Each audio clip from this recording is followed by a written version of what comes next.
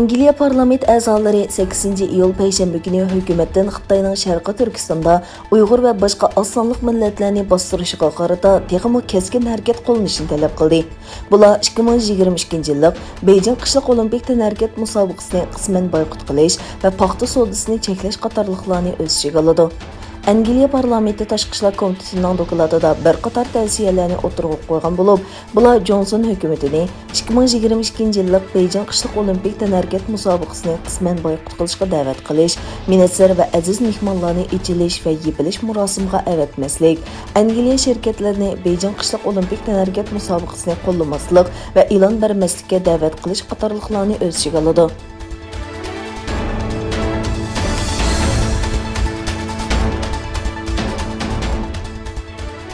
Amerika armiyasining bir yuqori darajalik axborot amaldori, Amerika amaldorlari va parlament a'zolarining Xitoy elib kelgan tahdidga astoydil muomala qilmasligi mumkinligini ogohlantirdi.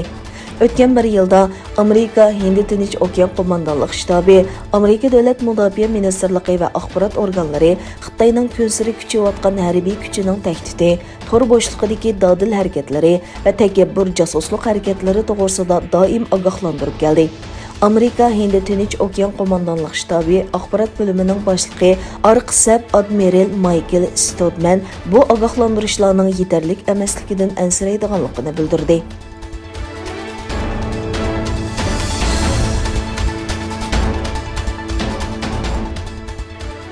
Amerika Turkiyaning Suriya o'qituvchi jangchilarini Afg'onistonga avatadiganligi haqidagi qarashlarga inkos qaytardi. Amerika davlat mudofaa ministrligining bayonotchisi o'zining bu ayblashlarni jazmlashtirib olmaydiganligini, ammo Kabul aerodromining bexatarligiga kafolatlik qiladigan qismlarning cho'qim xalqaro qonunlarga bo'ysunishi kerakligini aytdi. Turkiyaning Afg'onistonga suriyalik o'qituvchilarni avatadiganligi haqidagi qarashlar Suriya kishilik huquqini ko'zitish tashkilotining to'r betida o'tirg'a chiqqan edi.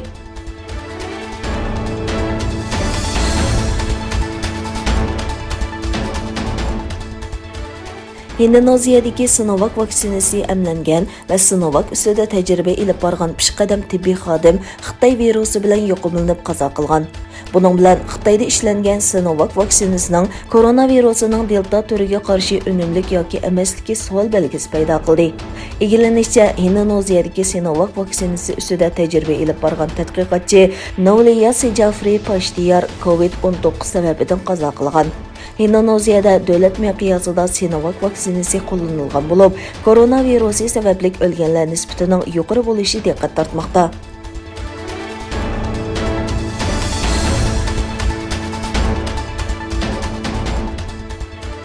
Amerika askarlarining chekinishi bilan Afg'onistondagi bexatarlik bo'shliqi bu rayonda andisha paydo qildi. Talibandan qochgan 1000 ga yaqin Afg'oniston askari Tojikistonga panohlangandan keyin Tojikiston prezidenti Emomali Rahmonning 20 ming askarni Afg'oniston chegarasiga avatish haqida buyruq tushirganligi bildirildi.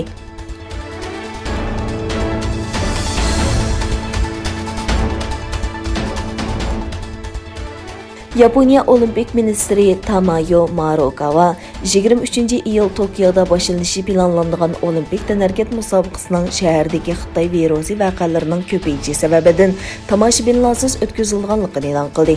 Yaponiya bosh ministri Yoshihide Sugamo olimpik tanharkat musobaqasi mezgilida Tokioda jiddiy holat e'lon qilinganligini bildirdi.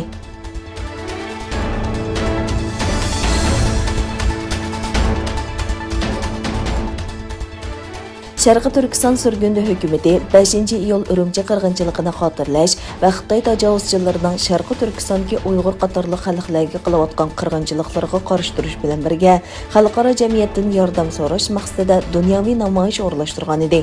Bu munosabat bilan 7-oyning 4-kuni Yaponiyaning Tokio shahridagi Yaponiya bosh ministri o'ltirishliq binoning oldida Yaponiya hukumatidan yordam so'rash uchun Sharqiy Turkiston xalq jamiyatining tashkillashi bilan namoyish olib bordi.